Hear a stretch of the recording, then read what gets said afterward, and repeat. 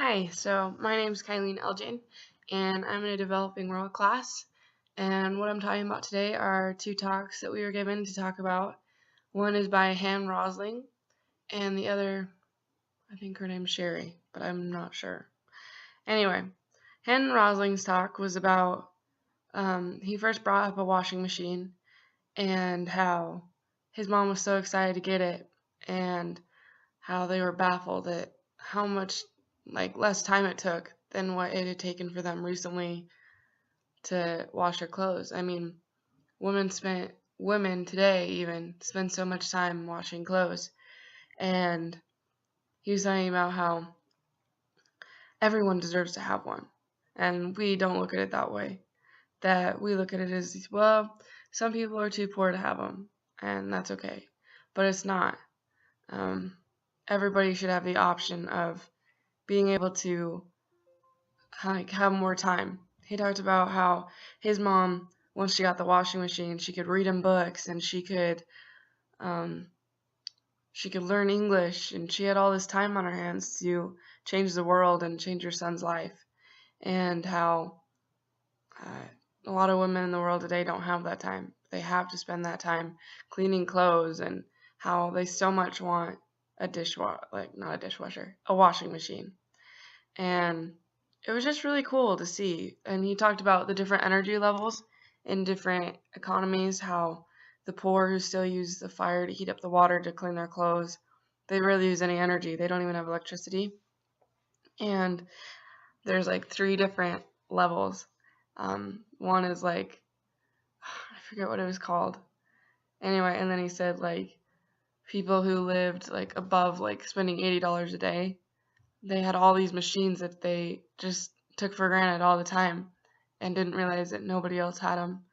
And I think that's true. I know, like, even in our apartment in college, we say we're so poor, but we have TVs, we have microwaves, we have fridges. And I was actually talking to my friend's grandma, and she said that one time her fridge broke, and they had to put it in a box outside, and they would get claws super cold and fill them with ice, and they'd put them on top of the box to keep their food cold. And I'm like, I would not even be that smart. If my fridge broke, I would be totally lost. And I think we've lost that art of knowing what to do because we rely on machines, which isn't bad, which is what he said. He said it creates more time for us to be able to find what's more important in life. And then the second talk was really good. I really liked it. She brought up so many good points, and she was just very blunt. She talked about what I thought was super interesting and also crazy was in the 1780s when slavery was at its high, we brought 80,000 slaves over from Africa. Today, in trafficking and sex trafficking, there are over 800,000 girls being trafficked internationally.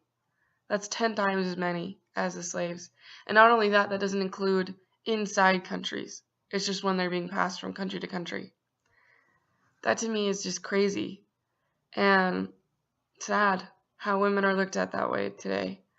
I feel like they've always been looked at that way, but especially in today's world, looking at Miley Cyrus, looking at the way models pose with barely any clothes on, it seems like girls have this idea that that's the only way they can make it in the world, and that's not true.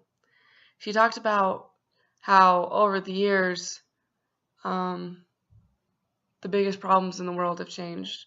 For a while it was slavery, for a while it was, I don't remember what was next, and then now it's gender inequality. How it's not so much in the of course it still is in the United States. We're looked at as we can't do certain work forces, or we, are used as just sex toys. But also in other countries, I talked about a girl who was forced to be married at 13, and I can't imagine the things he did to her to have this happen, but when she went to have the baby, she didn't even tell him. She ran into a bush and had the baby, but her body was so immature that it fought against itself, and she got a fistula, and she lost the baby. And since she got this fistula, she started to stink, and the people in the village stuck her in a hut and took the door off so the hyenas would eat her. That just, to me, is that's unheard of, and it's so sad that they didn't even want to help her because they didn't understand. They didn't understand, and that just kind of goes to prove that in the world today, understanding is such a huge thing. Anyway, this girl, she fought off the hyenas at night, and she crawled because the nerves when she was trying to have her baby were messed up, and she crawled 30 miles to this village to go to a foreign missionary because she knew he would help, and he got her the surgery she needed, and they saw that she was clever, and so they put her up as a nurse, and now she's saving millions of lives. Maybe not millions, but she's saving many lives because someone took the time to teach her.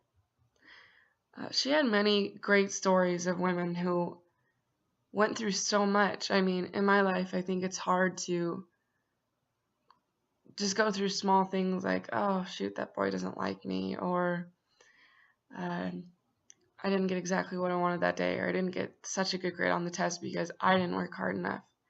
These girls work so hard for everything they get. They don't complain. Just like the girl who, they told of a girl who, her family was sent a box with a goat in it. And it was a company a guy had come up with where he sends animals all over to help out families. And they gained enough money from this goat's milk that they were able to send their daughter to school. And she was so smart that she became top of her class in elementary school, middle school, and high school. And she got such good grades that she got a full scholarship to come over to the United States. And she, at her graduation speech, she said, "I'm such a lucky girl because of a goat."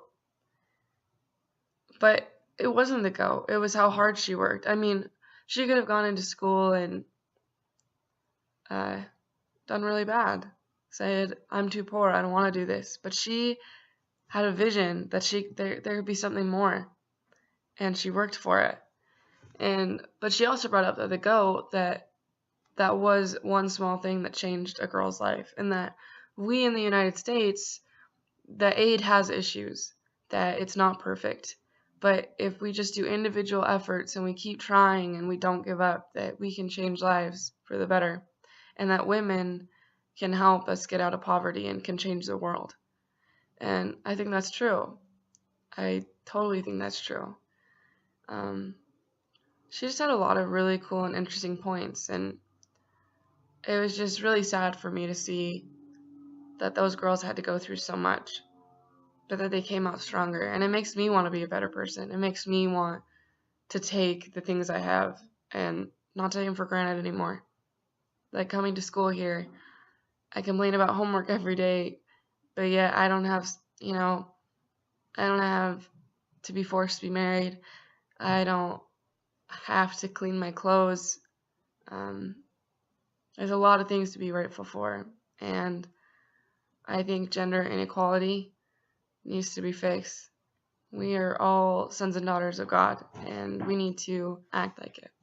And yeah, I really like the videos, and